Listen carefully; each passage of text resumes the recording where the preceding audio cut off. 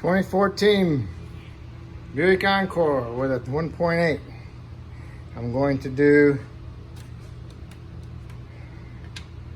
valve cover, coil pack, and spark plugs. Okay. And also a front cam intake solenoid. I removed the front valance so I can remove the thermostat housing. And I also removed the coolant reservoir. So just assume that it's still here in your way and this is still there. But anyway. So remove the front, the top of the engine cover, just pull that up. Unplug your coil pack. You gotta push the little purple thing back and then squeeze it and pull it off. Then you want to get an 8mm socket or a straight blade. Loosen up your hose clamp off of the turbo. Unplug your mass airflow. Remove the 2 screws holding your air cleaner housing on. Remove this air cleaner's top assembly. Place that aside. Remove your mass airflow wire harness from the air cleaner housing. Pull up on the air cleaner housing, remove it out of the grommet in the back, and pull it this way. Remove these out of the grommets out of the fender, and then pick these up on this to remove these out of the grommets, and sometimes the grommets will come with them, so don't lose them. Pull these up out of the way, okay? And there's your solenoids in the front.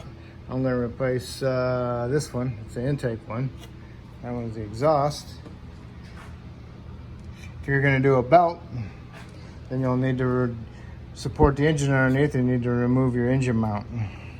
But anyway, next we're going to remove the coil pack.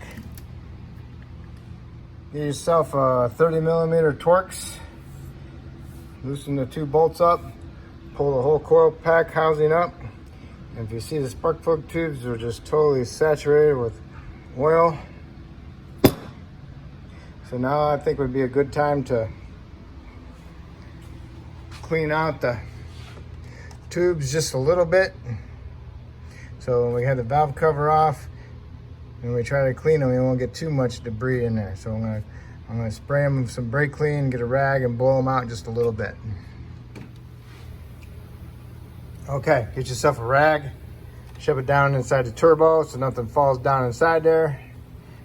That'd be a disaster. All right, an 810 inverted Torx. Remove all these bolts. I'm sure it'll stay with the valve cover, but you need to pull this vent tube off of this bracket. And then you need to take this wire harness, and there's a little tab right there. You just push it that way, that releases it, and pull it out of the little sections out of the valve cover and retainers. So it's kind of loose. So when you pull the valve cover up, you can get the whole thing. Okay, so I'm going to remove all my valve cover bolts. Okay, all the valve cover bolts loose. Remove your oil dipstick. All right. Next, what you need to do is get a little screwdriver that's got a little bend to it. Little bend. Get in there and pry it up. Once you broke the seal a little bit, then you can work your way around and lifting it up. And now you want to pull the whole valve cover up. Okay? I'm getting a new valve cover, so. And remove your old gasket. All right. So now you need to do is get a rag and wipe all this down. Remove your little pieces of silicone. Make sure they don't fall down inside there. And then you'll be ready for your new valve cover. Okay, here's the new valve cover. Make sure you put the gasket with the pointy end down, the flat up. Make sure it's all the way in everywhere, all the way around. And we do not want it to fall out. All right, so you need to put a little bit of silicone right here. And that would be right here on the head to the front cover seam. Just put a little bit there. And then get a little bit of silicone spray and just spray it onto the surface to allow that gasket to slide around a little bit so you don't pull it out of the valve cover when you're putting it on. Okay, you got to hold all this stuff out of the way when you put the valve cover in over here, and these stupid wire harness gets in the way too. So you gotta lift it all up and push it in there. Make sure you push it down, start a couple of your bolts, and then go around and look the best you can and see if you see the gasket. As long as you see the gasket in there, you're good. You get yourself a mirror, you can go over here on the side and look. But mainly, just try to do your best that you can to be able to get a good look at it. Then you need to do is just go around, crisscross pattern, snugging all the bolts up. All right, go around equally and get all your bolts snugged up. And then you want to torque them to 89 inch-pounds, which would probably be around 7 foot-pounds. And make sure you do it in a pattern evenly all the way back and forth, and go over it a couple times and make sure. Okay, 7 foot-pounds or 89 inch-pounds. Okay. And after you get that done, then you can put all your harness back into your spaces where they belong, and clip this back into these slots like that. Make sure they clip in like this. Make sure you didn't crack this vacuum line off the back here. Okay. Everything's in there, and then this goes onto there.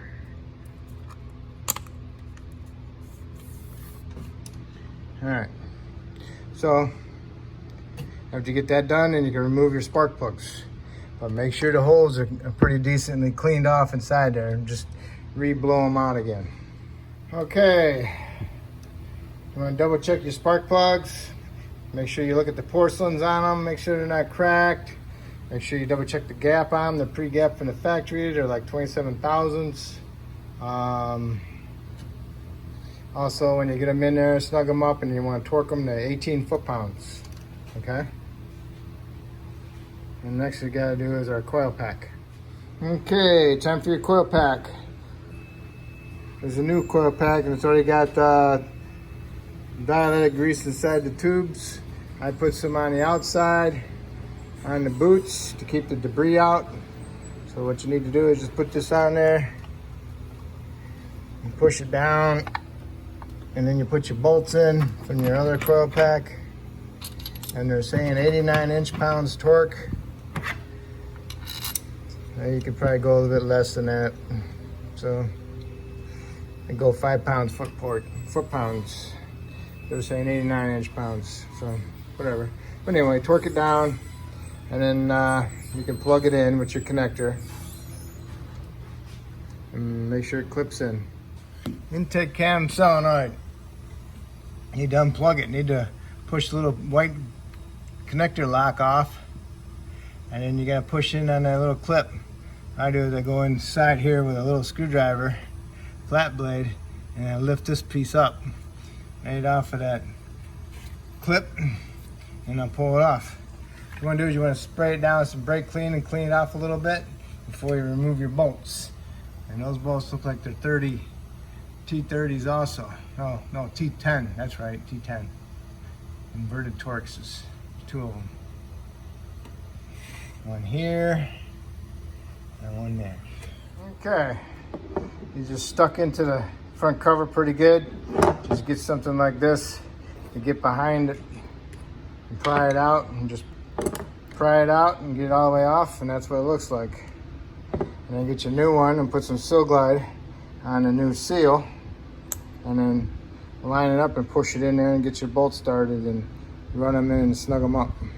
Okay, I just pushed it on there and lined my holes up, put my bolts in, snugged them up, and I torqued them to 8 foot-pounds. And then I plugged my connector back in and pushed my little connector lock back on. And that's it. That's how you replace the solenoid. Same thing for the exhaust, where we did the intake. All right, so now we need to do is put our air cleaner assembly back in there. Okay, put your lower air cleaner housing on. You gotta put some Seal Glide on your little tits that go in little grommets. There's 3 of them, and there's 2 of them here. Put some Seal Glide on those so they push right in. Put your air filter in there. Weasel your cover on there. Make sure it goes in properly. Push it down, and then you can start your 2 Phillips head screws. Put your air intake tube onto your turbo inlet. Tighten your clamp up. All right. And if you didn't remove your coolant reservoir, that's awesome. But I did, so I could do a housing in the back. I'm not gonna put it on because I'm gonna change the trans fluid, so I'm gonna drain it and I'm gonna refill it. And right there is the filler cap, okay? Okay, the trans drain plug is right here. It's 11 millimeter. Take it out through this hole here, and I'll catch it into my jug, and then I'll measure it, and I'll put the exact amount back in. There it is, draining. Slowly filling it. And I'm pretty sure that's that special trans fluid. Okay, it's done draining. It took just a little over 4 quarts, so it's right in the middle between 4 and 4.5. Put your plug back in and snug it up. Okay. According to the owner's manual, it takes Dextron 6. So I'm gonna put in 4.2 quarts of Dextron 6.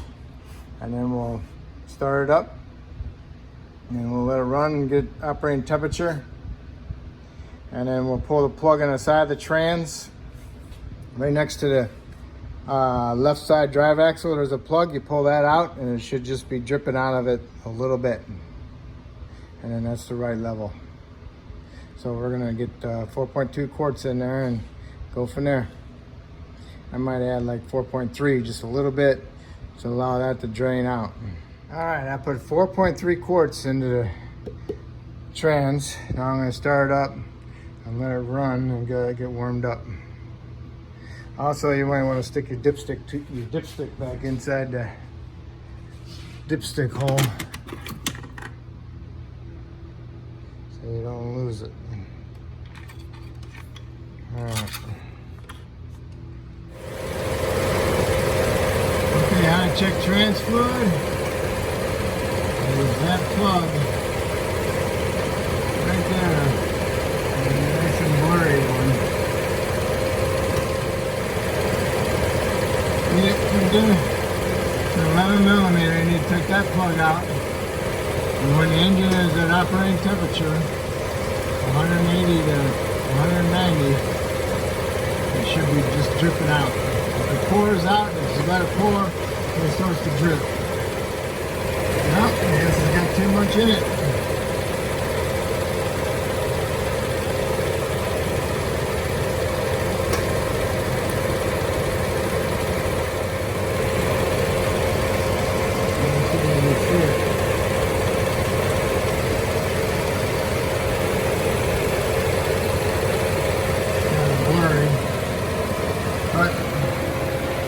How much it's trickling out. It's not a steady hard stream, it's just trickling. That's good. So you can put the plug back in, snug it up, and then what you can do is take it for another ride and get it nice and more warmed up, and bring it back in and double check your level again. And make sure your vehicle is level. Okay, and that's how you check the trans fluid. Okay, take the funnel out, clean off your cap, put your cap back on. All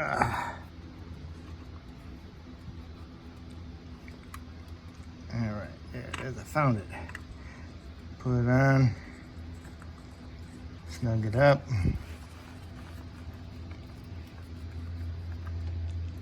All right. Okay. Now, let's see here. Trans fluid.